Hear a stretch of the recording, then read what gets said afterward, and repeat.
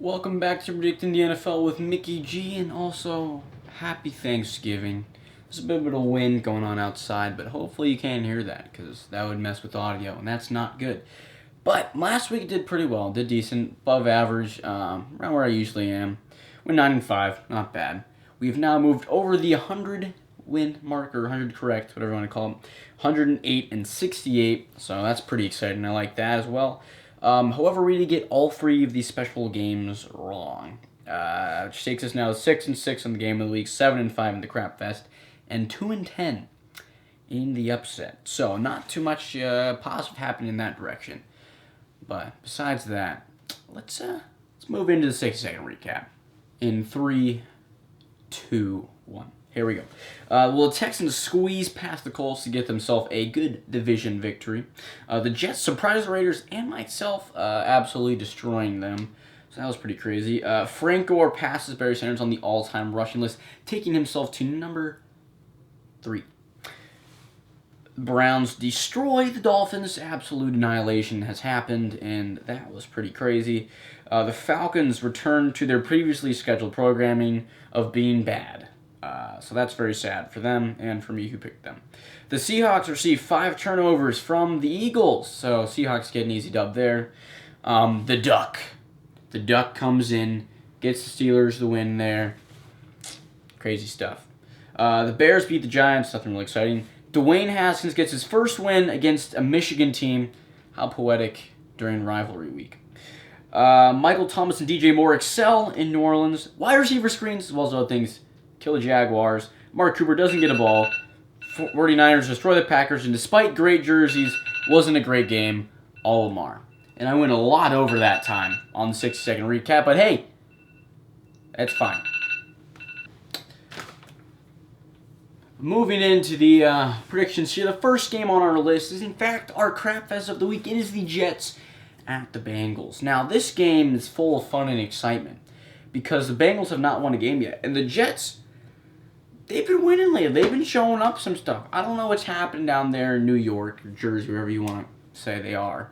But they've been moving a lot. And considering the fact that the Bengals have not won a game yet, and they're also going back to Andy Dalton now, so that's a bit of excitement, we're definitely going with the Jets here. This isn't really a question.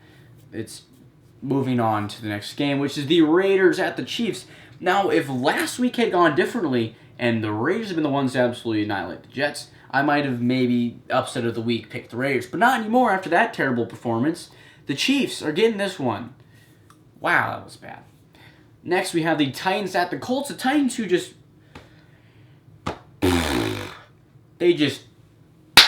the Jaguars. It was bad. I was very upset. Almost made another video about Nick Foles, but I was like, yeah, better not. But the Colts, on the other hand, they lost to the Texans in a close game. But I just really don't like the Titans, and I don't want them to win. And they're not at home, so it's in Indianapolis. Colts, please win this game. Okay, I'm picking you. I'm hoping that you do.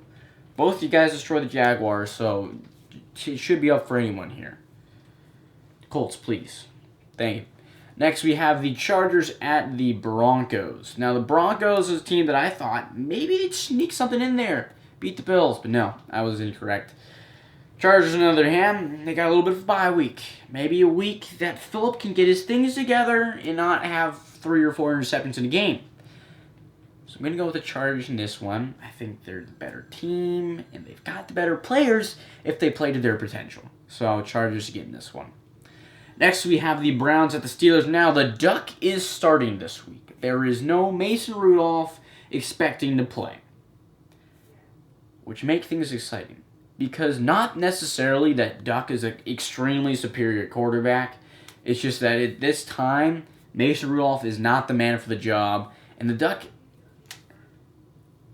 has won the one game he started, came in and won the game last week, and made it close with the Ravens, who are an extremely good team. So right now, the Ducks got my vote, and I think that will be the turning point here against the Browns. Steelers getting back on top in that rivalry, getting this one. Next, we have the Patriots at the Texans. The first of the games that I'm really excited for. This will be interesting to see because it's the Patriots playing a team with a winning record. which is important because the only ones that they've played so far have been not actually good teams. Cowboys. And the ones they lost to, Ravens. There might be a couple up in there, but it's not really exciting. I don't really care. But the Texans are very good. Oh, the other ones are the Bills. That's why I don't care. There we go. Texans, pretty good. They were able to beat Colts last week. Some crazy stuff happened. But Deshaun Watson is playing significantly better than Tom Brady at this point. This will be up to the defenses. If the defenses can shut down DeAndre Hopkins and Will Fuller and all those guys, as well as they did against the Cowboys, Patriots will get this win. But I don't think you're going to be able to do that 2 weeks ago consistently. I feel like the Texans' offense is strong enough to beat the Patriots' defense, and their defense is definitely strong enough to beat the Patriots' offense. So I'm giving this one to the Texans in the hope that the Patriots will lose. But not holding my breath on this one. Next is the Bills at the Cowboys. These are two extremely mediocre teams that we get to watch on Thursday night. Well, not Thursday night, but on Thursday. They're not the night game. It probably should be because Saints-Falcons, not the most exciting. But, or maybe it is, I don't know. But anyways, back to the point here. Cowboys. They pretended they were good. They beat a bunch of crappy teams, but they cannot beat a team with a winning record. Bills have a winning record, but I'm also not too excited about them. It's also in Dallas. I think the Cowboys are going to get this one after the embarrassment of last week. I think a lot of things are going to change, and I'm giving it to them mostly because they're at home. That's a big factor here.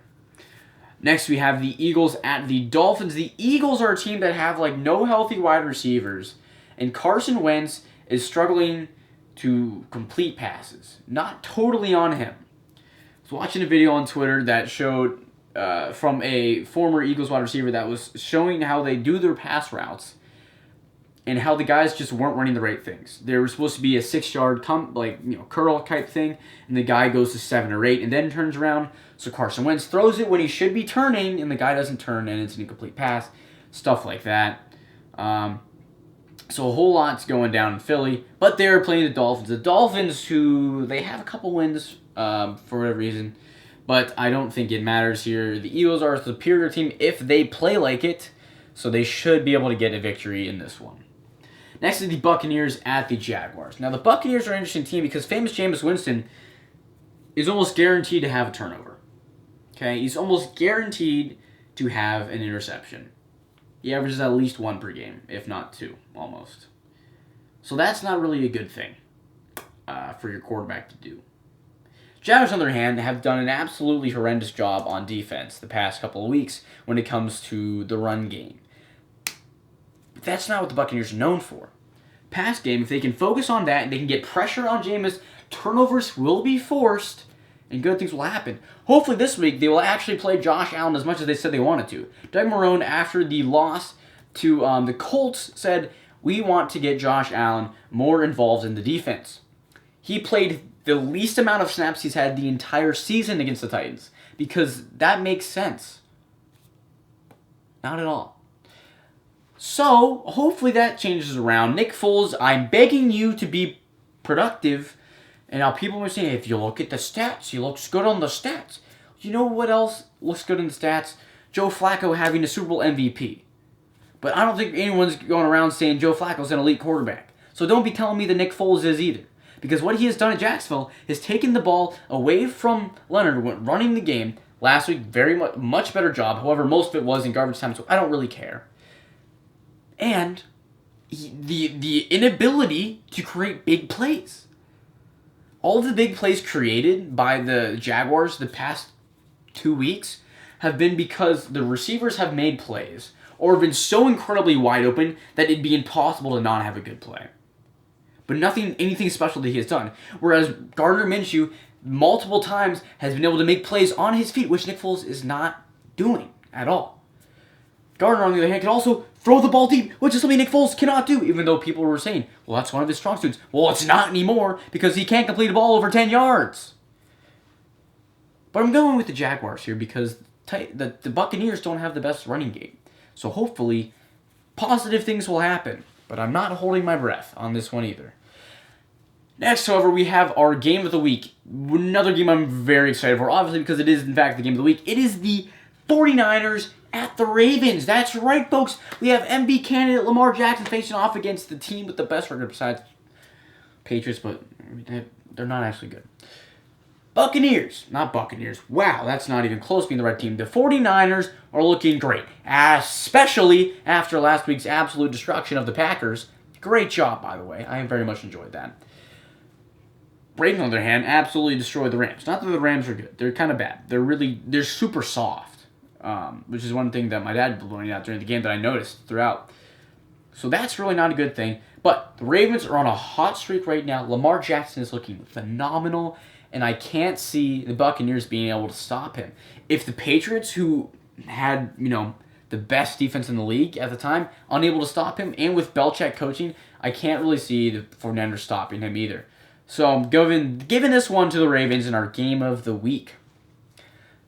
Next, we have the Bears at the Lions. Another Thursday night game Thursday day game on Thanksgiving that I just do not care for at all.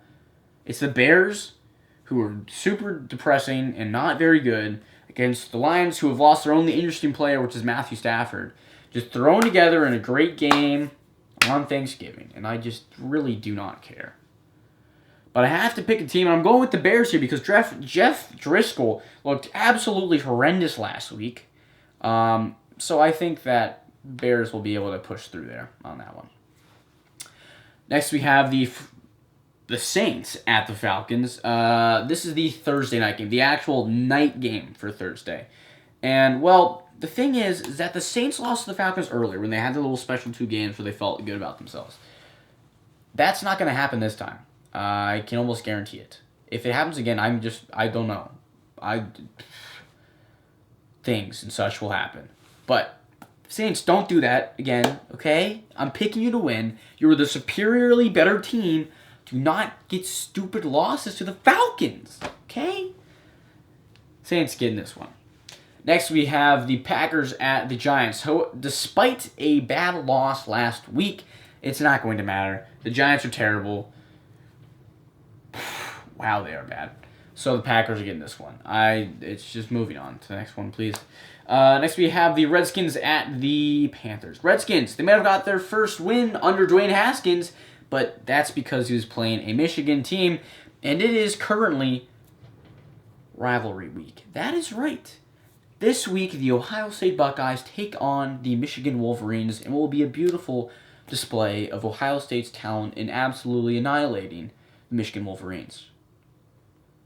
So Dwayne Haskins, to start off the week right, it's like, hey, let's beat the team from Michigan. Dwayne Haskins, former Ohio State quarterback, in case you're confused, he got out there, got the job done. Very proud, though I'm still kind of confused. Panthers, though, are getting this one. Doesn't really matter. Dwayne Haskins is going to be back to normal. The game will take place after rivalry week, so all the Flames and Fortune are going to be left at that point. So Panthers will be getting this one. Next, we have the Rams at the Cardinals, our upset of the week. The Cardinals' offense has been very exciting to watch. Kyler Murray has been doing a great job. Definitely a candidate, I believe, for Rookie of the Year, especially if Gardner doesn't come back.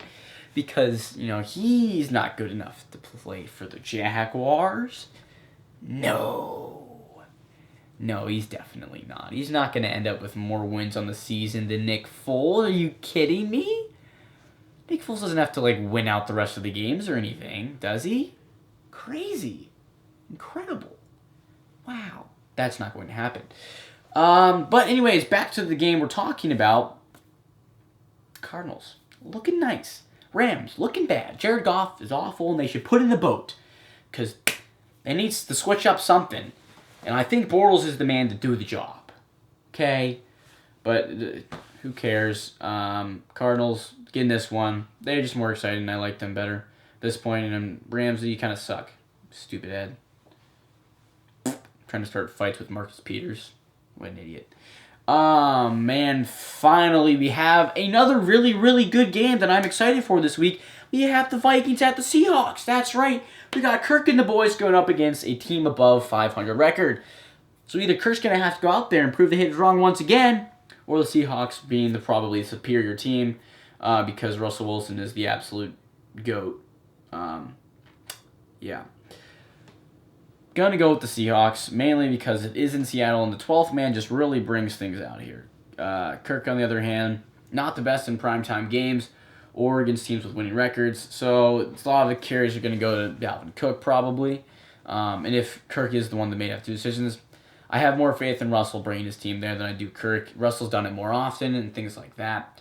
So the intelligent pick is the Seahawks, though I would like to see the Vikings win this game. I have a lot of faith in them, and I think they're better than the Packers, and so to beat a team like the Seahawks would definitely help them the next time that they face the Packers. So, yeah. Well, that's all for Week 13. Thanks for watching. Make sure to smash like and all that gamer stuff. So, yeah. Also, check out the Madden, series that's starting up here. It's Madden, so it's football. And if you like these, you're probably like that. That's how it works. So, yeah. Also, if you want to watch the Madden series live, that's at twitch.tv/MJD3Jaggy. So, cool stuff going on all around the channel. And as always,